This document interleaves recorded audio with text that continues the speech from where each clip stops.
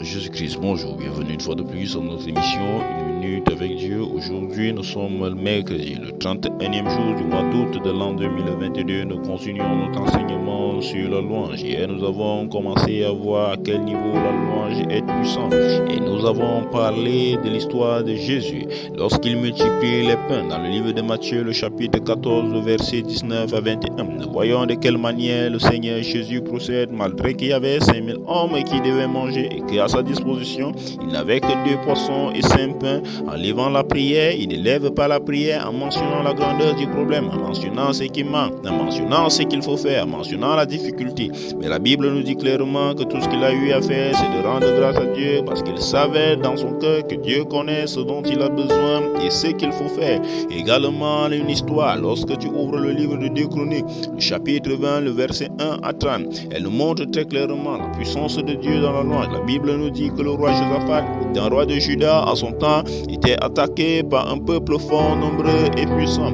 Et il savait que de ses forces, de la force de son peuple, il ne pouvait pas gagner bataille. Mais il ne s'effraya pas. La Bible nous dit au verset 5 qu'il s'est tourné directement vers l'Éternel. La Bible nous fait comprendre qu'il n'a pas regardé à autre chose directement. Il s'est tourné à l'Éternel. Au verset 15, la Bible nous dit que l'Éternel lui répond au travers de son prophète Zachachiel, où il le dit de ne pas s'effrayer face à l'obstacle. Pareillement à toi, Dieu te demande de ne pas t'effrayer face à ton obstacle. Ne regarde pas à la grandeur de ton obstacle, mais regarde plutôt à la grandeur de Dieu. Au verset 19, la Bible nous fait comprendre que Josaphat s'inclina le visage, les Lévites, et il dit les Lévites d'entre les fils des Kéziens et d'entre les fils de Corétiens s'élevèrent pour célébrer d'une voix forte et haute le Dieu d'Israël. Alors ils entrèrent une fois dans la phase d'adoration et de louange. Il dit les Lévites s'élevaient immédiatement dans une attitude de louange. Ils entrèrent parce qu'ils connaissaient que Dieu réside au milieu des louanges. Et lorsqu'il a déjà répondu, lorsqu'il a dit quelque chose, lorsqu'il est présent, il faut entretenir cela par une vie de louange, de manière continuelle. Rester en nous rendant grâce. Et la Bible nous dit très clairement au verset 20, il est écrit: le lendemain, ils se mirent en marche de grand matin pour le désert de Tekoa. Et à l'heure de départ, Josaphat se présenta, dit: écoutez-moi, Juda et habitants de Jérusalem, confiez-vous en l'Éternel votre Dieu, et vous serez affermis, confiez-vous à ses prophètes, et vous réussirez.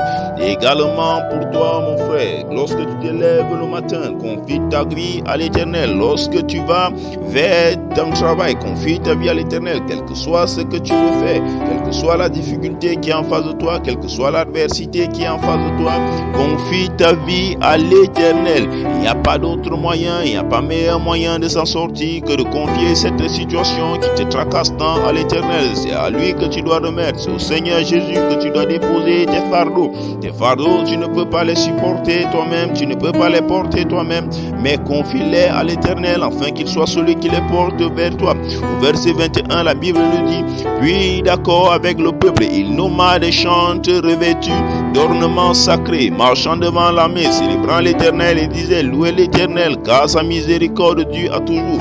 Regardez un peu quelle a été leur attitude. Au lieu de mettre des vaillants soldats au devant de l'armée, au lieu de mettre des chars au devant de l'armée, au lieu de mettre une muraille forte au devant de l'armée, ce qu'il a mis devant, c'est une armée de louange. C'est des personnes louant l'Éternel. Ce qui signifie ici que la première des choses que tu dois mettre devant toi, la première des choses que tu dois mettre dans ta vie, c'est la capacité de louer Dieu. La première des choses qui nous doit accompagner chaque jour, c'est la louange, c'est l'adoration, c'est les actions de grâce, c'est dire merci à Dieu, c'est élever sa grandeur, car il est grand en miséricorde et sa miséricorde dure à toujours. Au verset 22, la Bible nous dit: au moment où l'on commençait les chants et les louanges, l'Éternel plaça une embuscade contre les fils d'Ammon et de Moab et ceux de la montagne de Séir qui étaient venus contre Juda, et ils furent battus. Vous voyez, au moment exact où ils ont commencé la louange, le miracle a commencé à s'opérer. Ils n'ont même pas eu besoin d'entrer à bataille. Mais lorsque le peuple qui était en face d'eux, lorsqu'ils ont commencé la louange, Dieu prit les rênes du combat.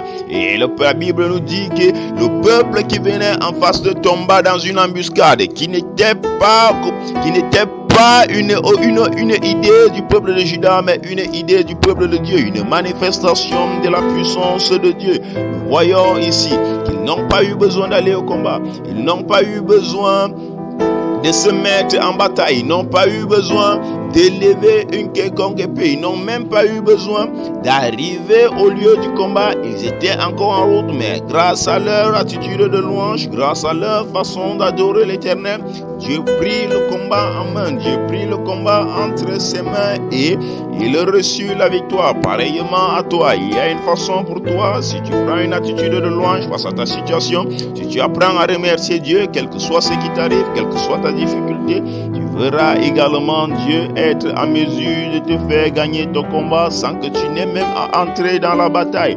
Il faut juste apprendre à dire merci à Dieu et de limiter sa vie de lamentation. Nous continuons notre enseignement demain. Que Dieu te